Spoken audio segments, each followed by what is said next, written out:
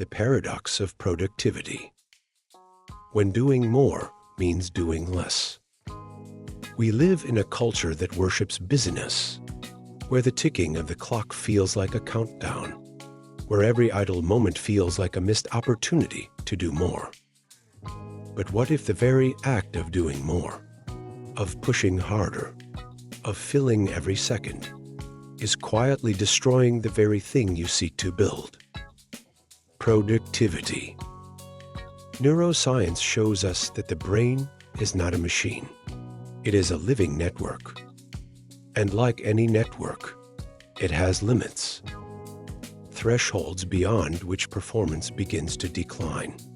You think you are being productive, but your prefrontal cortex, the part responsible for planning, focus, and decision-making, can only sustain high performance for a limited time.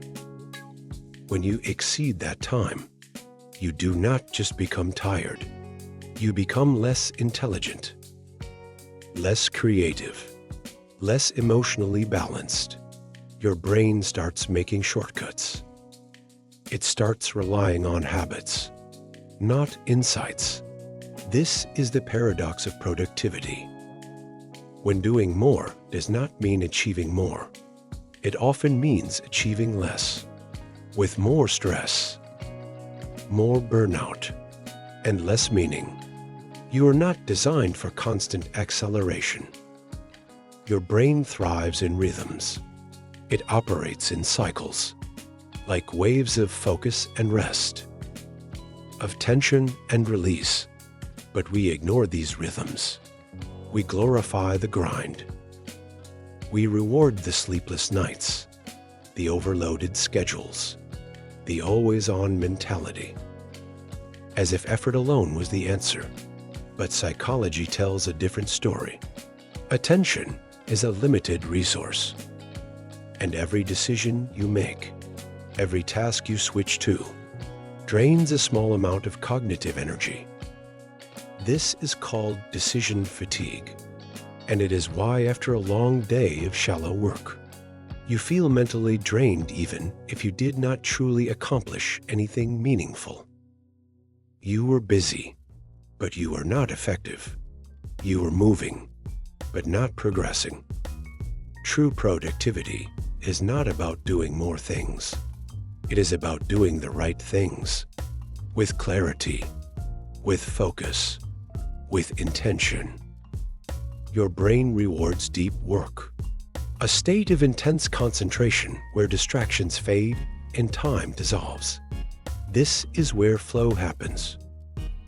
This is where breakthroughs are born. But to enter flow, you must first remove friction. You must create space, eliminate noise, slow down, not speed up. Because slowness, contrary to what we are told, can be a form of power. When you slow down, your brain moves from reactive to reflective, from survival to strategy.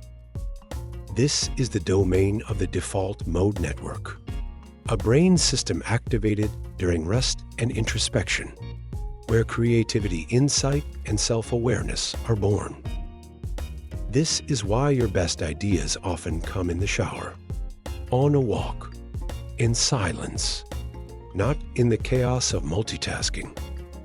Doing less can allow the brain to connect dots that were previously invisible, to solve problems not with more effort, but with better thinking. Yet we resist this truth because it feels like surrender. We are addicted to movement, to the illusion of progress. But movement without direction is just noise. Action without strategy is just exhaustion. If you want to become truly productive, you must master the art of subtraction, of saying no, of stepping back, of asking what truly matters. Because everything you say yes to is also a no to something else. Your energy is finite. Your attention is currency. Spend it wisely. Productivity is not time management. It is attention management. It is energy management. It is focus management. And the most productive people are not those who do the most, but those who remove the unnecessary, those who simplify, those who protect their clarity at all costs. You are not a machine. You are a mind, a nervous system, a living organism that needs rhythm, that needs recovery, that needs space. Doing less is not laziness. It is intelligence. It is strategic. It is sustainable. And in a world that is addicted to speed, presence becomes a rebellion, focus becomes a superpower, and clarity becomes freedom. Slow down. Breathe.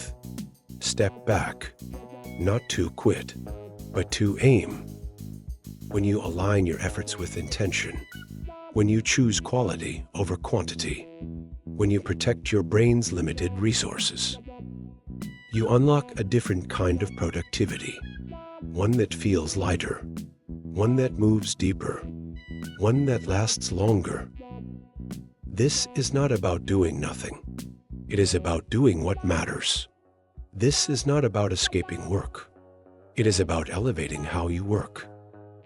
With awareness, with science, with self-respect, because sometimes the most powerful move you can make is to pause and remember that doing more is not the same as being more.